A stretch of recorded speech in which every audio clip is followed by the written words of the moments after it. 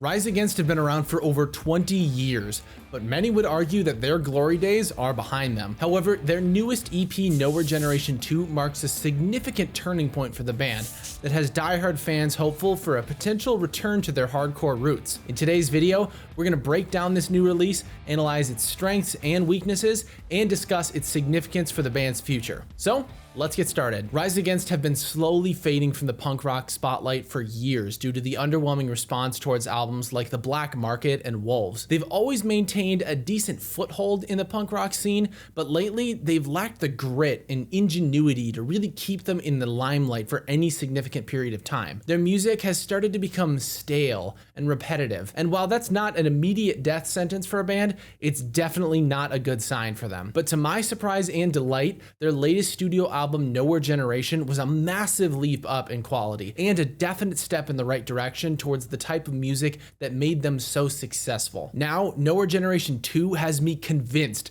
that the band is back to their former selves and ready to lead the pack once again for mainstream punk rock. Despite being only 5 songs, the EP has a great balance of both creativity and trademark Rise Against sounds. It reminded me of the composition and mixing of Appeal to Reason mixed with the musical maturity of Endgame. Tim's vocal performance is the best I've heard from him since Endgame, and though I'm not in love with his current lyrical style, the last 2 releases have been a substantial improvement from the vague, impersonal lyrics on albums like Wolves. What impressed me the most about this EP though was the emotional connection with each song. It took me several listens and seeing the band in person to really connect with Nowhere Generation 1, but I was instantly invested in the songs and topics of the sequel. I've listened to it at least a dozen times now, and the songs have been playing in my head on repeat for the last week. The opening track, The Answer, is a great start to the record, carrying this sense of frantic desperation that I've missed from their music over the last few years. Hearing Tim sustain the word bleed for 10 seconds at the end of the bridge was a pretty fun surprise, and a good reminder that he's got serious vocal chops that have been criminally underutilized lately. Last Man Standing has some quirky arrangements, and it feels a little bit like a Rise Against anthem TM, but it's still catchier and more interesting than most of the big anthems from the last decade. This time It's Personal has one of Rise Against's coolest guitar riffs, and it shows that they can still write interesting instrumentals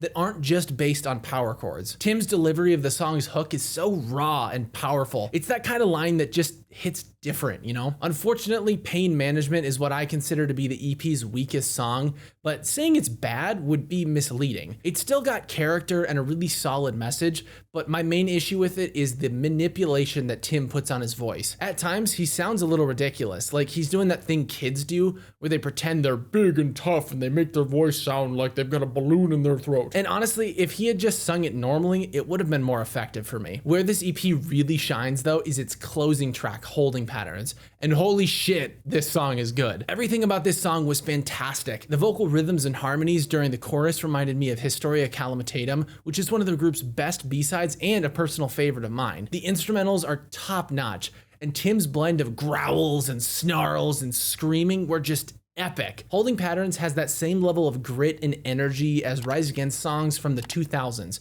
which is widely considered to be their best era. Many fans have even shared online how they wish that this song had been the closing track for Nowhere Generation 1 instead of Rules of Play. And I gotta say, I agree. Rules of Play is a good song for sure, but Holding Patterns would have been a much stronger conclusion to the record. Now, what's so interesting and significant about this EP is the fact that the band wrote it and its predecessor together, but they chose to separate it into 2 releases. Tim explained in an interview that, quote, "We'd written 16 songs for Nowhere Generation, and then we decided to break them apart. Not only could the music get lost, but the message could get lost in asking people to listen to this all at once. I think this is hopefully a more effective way to give these issues the platform and the spotlight they rightly deserve. We wanted to hold on to these and give them to our fans when we felt like they'd had time to properly digest this first batch. So these songs were the aces up our sleeves." Interesting. The band knew that these songs were going to be big, so they deliberately chose to hold them back until they were ready. And honestly, I think they made the right call. Nowhere Generation 2 has some of their best songs from recent years, exceeding expectations for most fans. I had once resigned myself to the thought that Rise Against may never be as good as they once were, but now I'm not so sure. They're still very much invested in creating thought-provoking, meaningful songs that appeal to every corner of their massive audience. So this new EP has me feeling quite excited about the band again, and hopeful that they've still got many years of hard-hitting punk rock left to go. What did you think of Nowhere Generation 2? Let me know down in the comments. While it's good to analyze records individually, it's also important to put them up against a band's entire catalog to see how each album compares to another, which is why you should check out this video next, where I rank and review every Rise Against studio album ever released. Thanks for watching, and I'll see you there.